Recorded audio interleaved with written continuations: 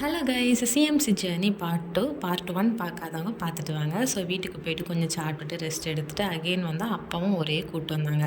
லிஃப்ட்டுக்கு போனால் லிஃப்ட்டுக்கு அதுக்கு மேலே ரொம்ப கூட்டம்.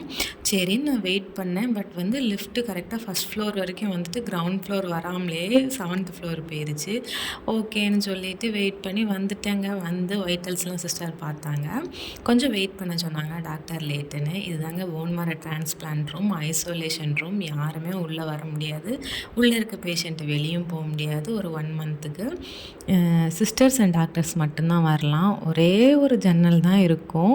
அது வழியாக பார்த்தா கூட அது பகலா நைட்டா மழையா வெயிலா எதுவுமே தெரியாது. இந்த மாடியை மட்டும் லைட்டாக பார்த்துக்கலாம்.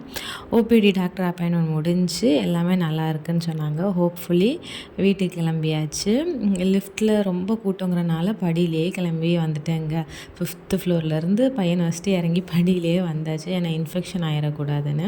ஸோ இன்றைக்கி டே நல்லா போனனால குட்டியாக ஒரு ப்ரேயர் பண்ணிவிட்டு தேங்க்யூ சொல்லிவிட்டு அங்கே நிறைய பைபிள் வேர்சஸ்லாம் வச்சுருப்பாங்க குட்டி குட்டியாக.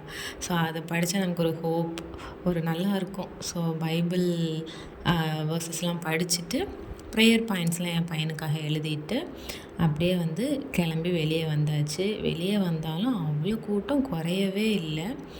ஸோ நெக்ஸ்ட் வீடியோவில் எங்களோட ஜேர்னியை ஷேர் பண்ணுறேன். சப்போர்ட் பண்ணுங்கள். பாய்.